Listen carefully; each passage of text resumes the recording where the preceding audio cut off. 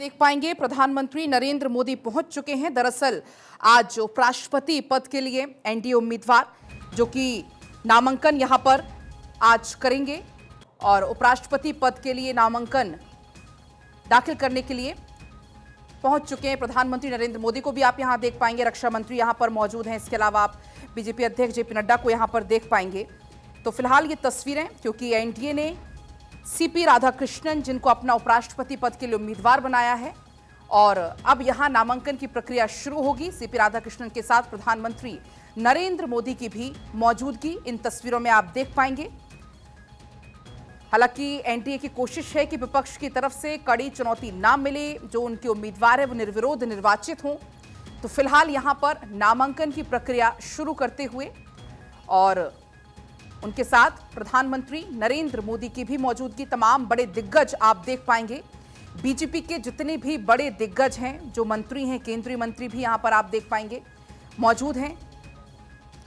तो जगदीप धनखड़ के इस्तीफे के बाद से देश में एक बार फिर से अब उपराष्ट्रपति चुनाव होना है और ये चुनाव ना सिर्फ संसद के ऊपरी सदन यानी कि राज्यसभा की राजनीति के लिहाज से अहम है, बल्कि इसके नतीजे आने वाले सालों की संसदीय कार्यवाही को भी काफी प्रभावित कर सकते हैं। तो फिलहाल ये तस्वीरें हैं, नामांकन की प्रक्रिया यहां पर शुरू होगी और आप इन तस्वीरों में देख पाएंगे उपराष्ट्रपति पद के उम्मीदवार एनडीए के सीपी राधाकृष्णन, उनके साथ प्रधानमंत्री नरेंद्र मोदी की आज यहां मौजूदगी है और बीजेपी के तमाम दिग्गज आज यहां पर मौजूद हैं। हालांकि जो चुनाव की प्रक्रिया है वो गोपनीय मतपत्र से होती है। अगर हम बात करें, जीतने के लिए उम्मीदवार को कुल वैध मतों से 50% से ज्यादा हासिल करना होता है।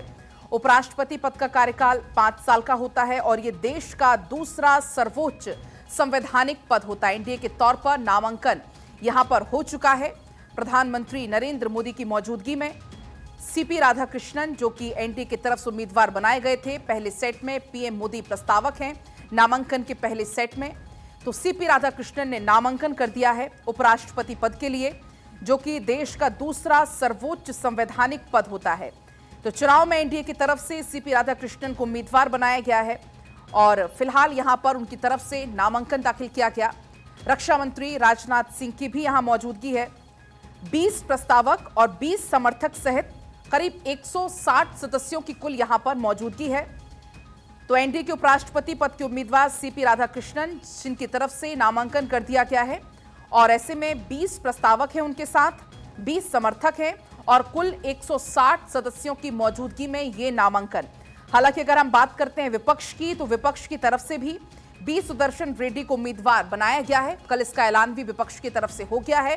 आईएनडीआई गठबंधन की तरफ से इसका ऐलान भी हो गया है। तो फिलहाल ये तस्वीरें बेहद खास है। हालांकि आप यहां पर आंकड़ा भी समझ सकते हैं, किसका पलड़ा कितना भारी है वो आप समझ सकते हैं। लोकसभा की अगर हम बात करें 542 कुल संख्या है, राज्यसभा की 240 कुल संख्या और जीत की जो संख्या है वो है 392। मौजूदा स्थिति है 782। तो अगर हम आंकड़ों के गेम की बात करें तो एनडीए का पलड़ा पहले ही भारी है और ऐसे में फिलहाल ये तस्वीरें, और इस बीच हमारे साथ अक्षय जुड़ गए हैं और ज्यादा जानकारी लेकर। अक्षय, यहां पर सीपी राधाकृष्णन की तरफ से नामांकन हो गया है। 20 प्रस्तावक और 20 समर्थक यहां पर मौजूद भी हैं उनके साथ। सबसे बड़ी बात ये रही है कि जिस तरह से सीपी राधाकृष्णन का एनडीए उम्मीदवार के रूप में उपराष्ट्रपति उम्मीदवार के रूप में चयन किया गया था, उसी दिन ये हो गया था कि प्रधानमंत्री नरेंद्र मोदी ने उनका नाम सबसे सामने रखा है। प्रस्तावक हो सकते हैं और यही बात जी।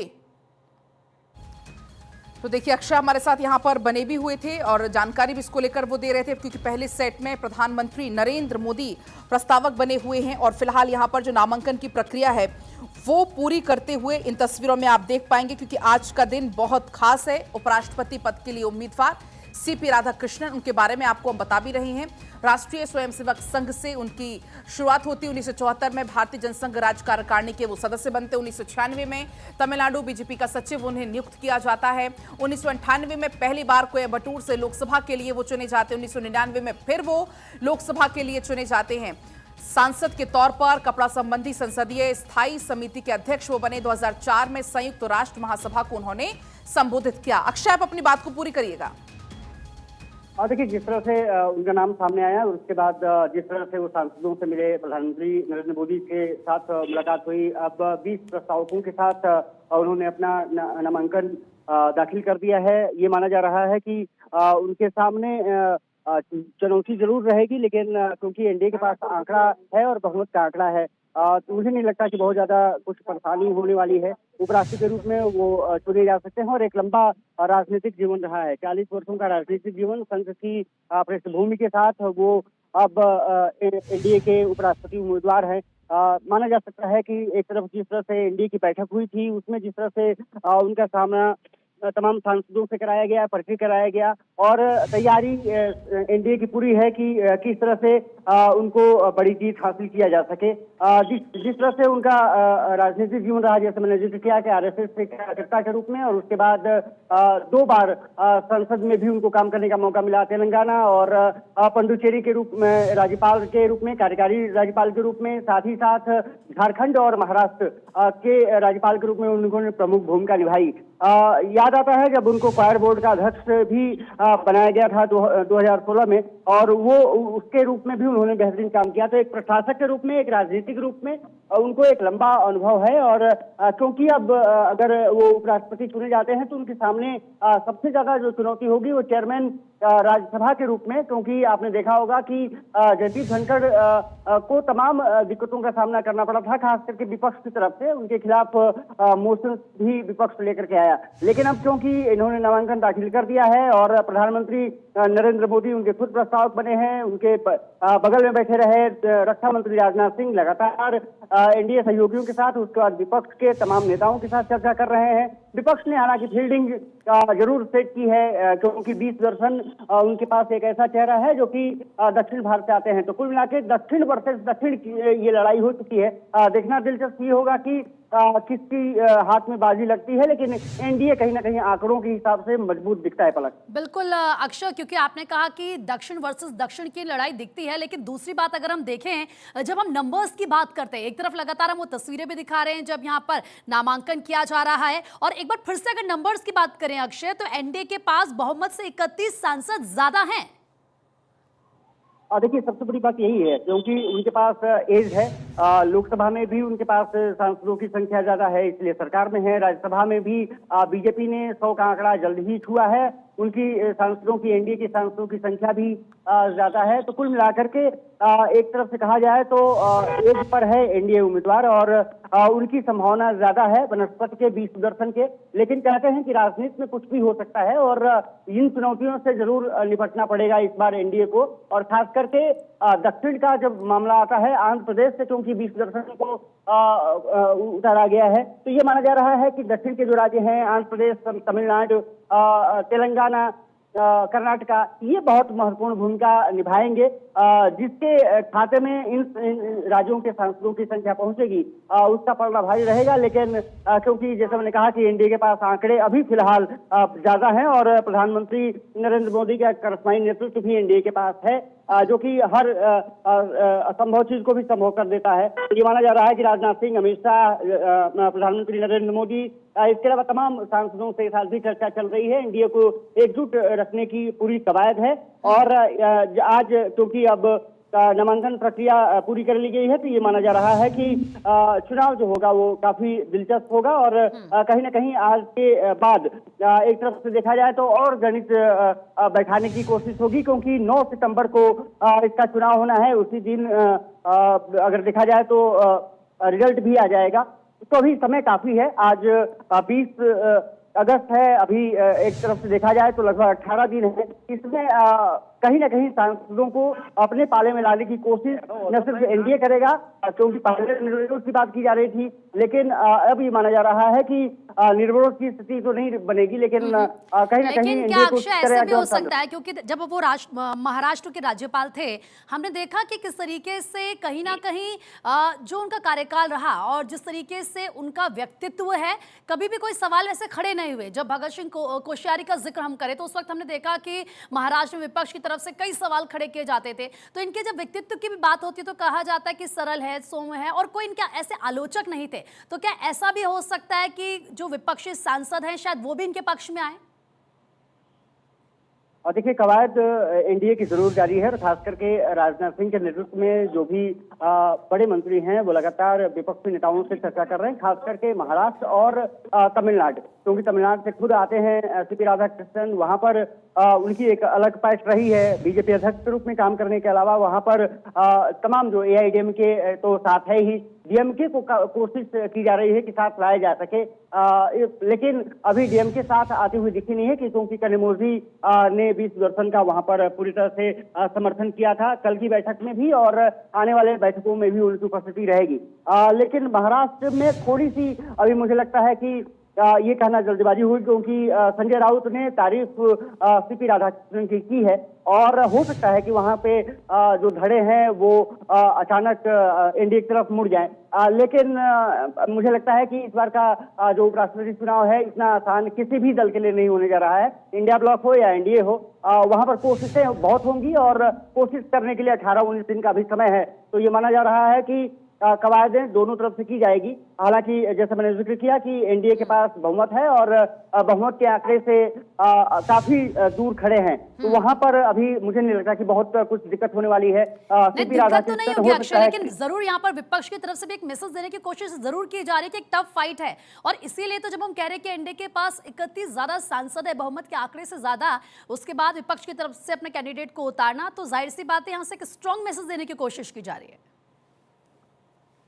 देखिए, सबसे बड़ी बात ये रही है कि विपक्ष कोशिश ये करता रहा है जब से 2024 का चुनाव हुआ। ठीक है, आप अपनी बात रखिएगा अक्षय, मैं आपके पास लौटूंगी, लेकिन उससे पहले ये तस्वीरें हम दिखा रहे हैं इस वक्त। आप देखिए यहाँ पर नामांकन उन्होंने पूरा कर लिया है, सीपी राधाकृष्णन एनडीए उम्मीदवार, और इसी के साथ ये तस्वीर आप देखिए, तमाम आपको भारतीय जनता पार्टी के टॉप लीडर्स यहाँ पर नजर आ रहे हैं। खुद प्रधानमंत्री नरेंद्र मोदी, रक्षा मंत्री राजनाथ सिंह, गृह मंत्री अमित शाह, इसके अलावा जेपी नड्डा, किरण रिजिजू, अर्जुन राम मेघवाल, ये तमाम लीडर्स आपके सामने। और देखिए यहाँ पर अब सीपी राधाकृष्णन को कांग्रेचुलेट करते हुए, क्योंकि उनका नामांकन हो चुका है और वो जो नॉमिनेशन उन्होंने पूरा फाइल कर लिया है, तमाम लीडर्स एक साथ यहाँ पर आज यहाँ से मैसेज देते हुए, एक देखिए किस तरीके से यहाँ पर आपस में बातचीत भी कर रहे हैं, बधाई भी दे रहे हैं। और जैसे कि हमने कहा, नंबर्स जो एनडीए है, एनडीए के पास 31 ज्यादा सांसद है बहुमत से, इसीलिए जीत तय है। लेकिन ये तस्वीर बहुत कुछ बयां करती है, और वो ये देखिए, ये तस्वीर जो हम आपको इस वक्त दिखा रहे हैं, सीधा लाइव तस्वीर हम आपको दिखा रहे हैं। नॉमिनेशन फाइल हो चुका है, प्रधानमंत्री नरेंद्र मोदी के साथ तमाम कैबिनेट मिनिस्टर्स इस वक्त आपको इस टेबल पर एक साथ नजर आ रहे हैं, और सीपी राधाकृष्णन ने अपना नॉमिनेशन फाइल कर लिया है। अगर हम नंबर्स की बात करें, आप देखिए जो संसद की मौजूदा स्थिति है, लोकसभा की अगर मैं बात करूं तो आप समझिए 542 सांसद है, 1 सीट खाली है। राज्यसभा की बात करूं तो 240 सांसद है, 5 सीट खाली है। ऐसे में टोटल ये आंकड़ा 782 हो जाता है, और जो बहुमत के लिए नंबर्स चाहिए वो 391 वोट चाहिए, और इससे ज्यादा है बीजेपी एनडीए के पास। एनडीए की हम पर बात कर रहे हैं, और इसी के साथ ये कहा जा रहा है कि इस वक्त तमाम ऐसे फैक्टर्स हैं जिनको ध्यान में रखा गया है। तमाम ऐसे फैक्टर्स है, चाहे हम दक्षिण की बात कर लें, हम देखें किस तरीके से यहाँ पर साधने की आप समझिए कि कोशिश पूरी करती हुई नजर आ रही है एनडीए। दूसरी तरफ हम अगर इंडिया ब्लॉक की बात करें या विपक्ष की भी हम बात करें, तो आप देखिए किस तरीके से उन्होंने जो मैदान में उतारा, तो इसीलिए कहा जा रहा है कि यहाँ पर वर्सेस हो चुका है, दक्षिण वर्सेस दक्षिण। लेकिन फिलहाल ये तस्वीर इस वक्त आपकी टीवी स्क्रीन पर, नॉमिनेशन फाइल हो चुका है। जब उपराष्ट्रपति जगदीप धनखड़ की तरफ से इस्तीफा दिया गया था, उसके बाद तमाम अटकलें शुरू हुए थे, लेकिन फिलहाल ये आज की तस्वीर इस वक्त टीवी स्क्रीन पर। 17वें उपराष्ट्रपति का चुनाव, और इसी के साथ नोटिफिकेशन 7 अगस्त को, नामांकन 21 अगस्त, और वोटिंग रिजल्ट यानी कि 9 सितंबर को। तो इसी के साथ एक एक पल पल के अपडेट भी आपको इस वक्त हम दे रहे हैं, और सीपी राधाकृष्णन के बारे में ग्राफिक्स के जरिए भी हम आपको समझा रहे हैं। फिलहाल उन्होंने अपना नामांकन कर लिया है। इस वक्त अक्षय मेरे सहयोगी लगातार बने हुए। अक्षय, अपनी बात को पूरी कीजिए। देखिए, जिस तरह से एनडीए उम्मीदवार के रूप में सीपी राधाकृष्णन का जब नामांकन हो गया है, आंकड़े सबसे ज्यादा इम्पोर्टेंट है, और क्योंकि 392 सदस्य चाहिए जिनके पास आंकड़े होंगे। निश्चित रूप से एनडीए के पास 400 से ज्यादा सांसदों का समर्थन है 788 में से। अगर ये देखा जाए तो 352 वोटों से बहुत ज्यादा है। और क्योंकि जगन मोहन रेड्डी ने भी एनडीए को समर्थन देने का फैसला कर लिया है, कुछ दिन पहले उन्होंने ऐलान कर दिया था, तो कुल आंकड़े मिलाकर के अगर देखा जाए तो 434 पहुंच जाता है। जो 434 का आंकड़ा निश्चित रूप से इंडिया गठबंधन के लिए टच करना बहुत मुश्किल होगा। लेकिन अगर जगन मोहन रेड्डी पाला बाद में बदल लेते हैं तो फिर थोड़ी सी दिक्कत जरूर आ सकती है। इसमें से अगर देखा जाए तो 5 राज्यसभा की सीटें भी खाली है, 1 लोकसभा सीट खाली है। इनके अगर आंकड़े देखा जाए तो निश्चित रूप से एनडीए के समर्थन में है। और 293 सांसद अभी एनडीए के पास हैं लोकसभा में, और 130 जो राज्यसभा में सदस्य हैं। तो कुल मिलाकर के 423 सांसदों का ये समर्थन बनता है। और 11 सांसद अगर जगन मोहन रेड्डी के जोड़ दिए जाते हैं 434, यानी कि आंकड़ा बहुत ज्यादा है। और इसलिए एनडीए अभी मजबूत स्थिति में है। और एनडीए मजबूत स्थिति में है, आपने बिल्कुल सही कहा। फिलहाल बहुत बहुत शुक्रिया अक्षय तमाम जानकारी देने के लिए।